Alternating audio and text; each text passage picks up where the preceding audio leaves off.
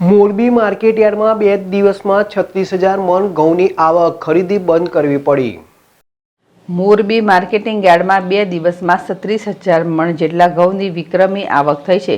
સુચારુ વ્યવસ્થાના ભાગરૂપે યાર્ડમાં ઘઉંની જણસીની ઉતરાઈ તાકીદની અસરથી બંધ કરવાની નોબત આવી પડી છે।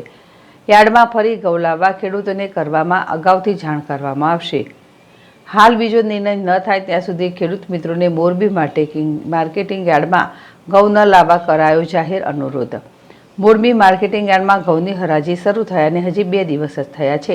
આ 2 દિવસમાં જ ઘઉંની 36,000 મણ જેટલી વિપુલ આવક થઈ છે અને ઘઉંના સૌથી ઊંચા ભાવ 571 રૂપિયા સુધી બોલાયા છે। દિવસે દિવસે ઘઉંની આવકમાં વધારો થઈ રહ્યો હોવાથી વ્યવસ્થાના ભાગરૂપે તાકીદની અસરથી મોરબી માર્કેટિંગ યાર્ડમાં હાલ પૂરતા ઘઉંની ઉતરાઈ બંધ કરવી પડે તેવી પરિસ્થિતિ હોય। બીજો નિર્ણય ન થાય ત્યાં સુધી ખેડૂતોને પોતાના ઘઉં મોરબી માર્કેટિંગ યાર્ડમાં ન લાવે તેવો નિર્ણય કરવામાં આવ્યો હોવાનું મોરબી માર્કેટિંગ યાર્ડના સેક્રેટરી કાંતિભાઈ વૈષ્ણાની દ્વારા આ તકે જણાવવામાં આવ્યું। જોકે ઘઉં સિવાય અન્ય જણસીની ઉતરાઈ હરાજી રેગ્યુલર ચાલુ હોવાનું જણાવ્યું। મોરબી માર્કેટિંગ યાર્ડમાં 2 જ દિવસ અગાઉ ઘઉંની ભરપૂર આવક થતાં હવે યાર્ડમાં ઘઉં રાખવાની જગ્યા ખૂટી પડતા સુચારુ વ્યવસ્થાના ભાગરૂપે યાર્ડમાં ઘઉંની આવક બંધ કરી દેવામાં આવી છે। યાર્ડમાં 5 દિવસની રજા જાહેર કરવામાં આવી હતી। ત્યારબાદ તારીખ 1 એપ્રિલને મંગળવારથી યાર્ડ શરૂ કરવામાં આવ્યું હતું। ત્યારે પ્રથમ દિવસે જ 3,203 ક્વિન્ટલ એટલે કે 16,015 મણ ઘઉંની આવક નોંધાઈ હતી। બીજા દિવસે તારીખ 2 એપ્રિલને બુધવારને રોજ 4,032 એટલે કે 20,160 મણની આવક નોંધાઈ હતી। આમ 2 જ દિવસમાં 36,000 મણ જેટલી વિપુલ આવક થતાં યાર્ડમાં ઘઉં રાખવાની જગ્યા ખૂટી પડતા તાકીદની અસરથી ઘઉંની આવક બંધ કરવામાં આવી છે। વધુમાં યાર્ડ દ્વારા જ્યાં સુધી નવી જાહેરાત ન થાય ત્યાં સુધી ખેડૂતોએ ઘઉં લઈને ન આવવા સૂચના આપવામાં આવી છે। સાંજ સુધીમાં ફરી નવો માલ આવે માટે આગળના નિર્ણય કરવામાં આવે તેવી સંભાવના મોરબી માર્કેટિંગ યાર્ડમાં સેક્રેટરી કાંતિભાઈ દ્વારા દર્શાવાઈ રહી છે। તેમજ મસમોટી આવકના કારણે ખેડૂતોને ઘઉંના અપેક્ષા મુજબ ભાવ ન મળતા હોવાનું ખેડૂત જણાવી રહ્યા છે।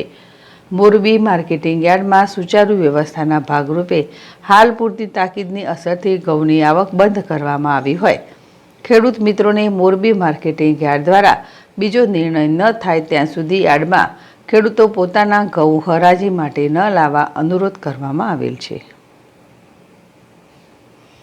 કાલેની આવક અમારે 20,000 મણની હતી। પછી સાંજે 5 વાગે ઉતરાઈનું નક્કી કર્યું હતું, કારણ કે મજૂર તોલ કરતા હોય અને પાછો વાહન ઉતારવા આવે એટલે ડિસ્ટર્બ થતો હતો, એટલે ઉતારી નથી શકતા અને જોખી નથી શકતા। એના હિસાબે 5 વાગે ઉતરાઈ ચાલુ કરી હતી। 5 વાગે ઉતરાઈમાં એકદમ ફ્લો થતા ઘઉંનો રાતે 8 વાગે પાછી જાહેરાત કરવી પડી કે ભાઈ આવક બંધ કરવામાં આવે છે। જ્યાં સુધી નવો નિર્ણય કરવામાં ન આવે ત્યાં સુધી આવક અત્યારે હાલની ઘઉંની એકની આવક બંધ રાખી, બાકી બધી જણસીઓ ચાલુ છે। એવરેજ વાત કરીએ તો કેટલી આવક થતી હોય છે અને કેવા ભાવ? આજે 22,000 થી 24,000 મણની આવક છે। 460 થી 530 રૂપિયા સારા ઘઉં જાય છે। મોરબી માર્કેટ યાર્ડની માલિપા નવી સિઝન ચાલુ થતાં ઘઉંની પુષ્કળ આવકના કારણે એક દીની રજા પણ રાખી દીધેલ છે, અને જેથી કરી કે ખેડૂતોને અહીંયા આવે અને હેરાનગતિ ન થાય। મજૂરોના અભાવના કારણે અહીંયા લોડિંગ પૂરું થઈ શકતું નથી અને ઘઉંનું પુષ્કળ પ્રમાણની માલિપા આવકના કારણે તમામ શેડમાં ઘઉંની આવક થઈ ગયેલ છે। જેથી કરી નવી જાહેરાત ન કરી ત્યાં લગી કોઈ ખેડૂતોએ માલ લઈને આવે નહીં। તમારું નામ? મારું નામ રજનીકાંત બરાસરા। હાલો, મારું નામ છે અશોકભાઈ મેરજા, ગામ છે થોરાડા। હું અહીંયા યાર્ડમાં ઘઉં લઈને આવ્યો હતો, તો પુષ્કળ આવક છે, તો ભાવ ઓછા થવાથી 560 થી 70 રૂપિયામાં વેચાય છે।